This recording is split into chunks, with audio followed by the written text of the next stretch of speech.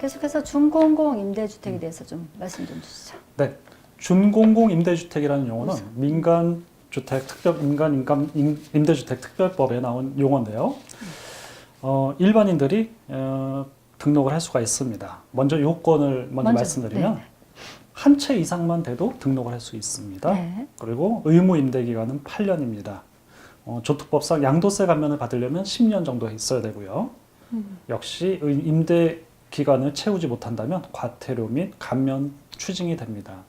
그러므로 8년 이상이 되지 않을 것으로 예상이 된다면 처음부터 등록을 안 하는 것이 훨씬 합리적인 선택이라고 생각을 합니다. 8년 준공공 임대주택은 가액 기준은 없습니다. 네. 6억, 3억 기준은 없고요. 금액 제한 없고요. 대신에 면적 제한이 있습니다. 85제곱미터 이하죠. 전용 면적 85제곱미터 이하인 경우에만 8년 준공공 임대주택 등록을 할 수 있습니다. 여기서 상당히 또 까다로운 요건이 하나가 또 있는데요. 임대 보증금 및 임대료 인상 제한을 합니다. 연 5%를 초과하지 않을 것. 연 5% 초과하지 않을 네. 것. 그래서 이게 준공공 임대주택을 하기 위해서 좀 상당히 제약 요건으로 적용이 될 것 같고요. 이거를 상당히 심사숙고해서 해야 될 것 같습니다. 그리고 등록 절차는 시군구에 임대사업 등록을 하고요. 또 추가로 관할세무서에 사업자 등록을 해야 됩니다. 그래서 이상으로 등록 요건을 말씀드렸습니다. 계속해서 이제 감면 혜택 좀 살펴봐 주시죠. 네. 준공공 임대주택이 감면이 상당히 많은데요. 네. 4년 단기 임대주택보다 추가되는 임대가 혜택이 많이 있습니다. 먼저 각종 혜택을 하나씩 보면은 취득세 감면이 있는데요.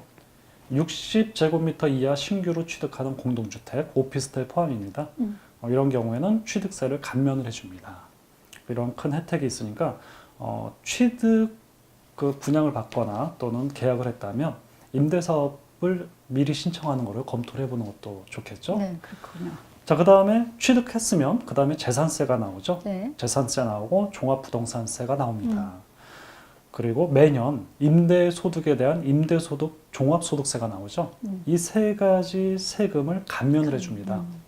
재산세는 두 채 이상 임대 시 네. 40제곱미터 이하는 100% 감면, 60제곱미터 이하는 75% 감면, 85제곱미터 이하는 50% 감면입니다.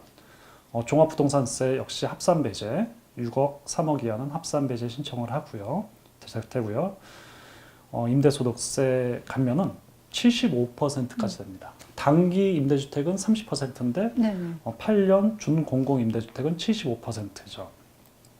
자, 이제 양도세 분야를 보면 기존에 내가 가지고 있는 거주주택 양도세가 감면이 되고요. 대신에 거주주택은 2년 거주를 해야 되고 이런 요건이 있고요. 가장 또 큰 혜택이죠. 기존에 갖고 있는 내가 살고 있는 주택 말고 임대주택을 8년 이상 준공공 임대주택으로 등록을 하고 양도를 하게 되면 이 임대주택에 대한 양도세를 감면을 해줘요. 크죠. 양도세는 요건을 갖추면. 네네. 그래서 이게 가장 강력한 네. 혜택일 것으로 예상이 됩니다.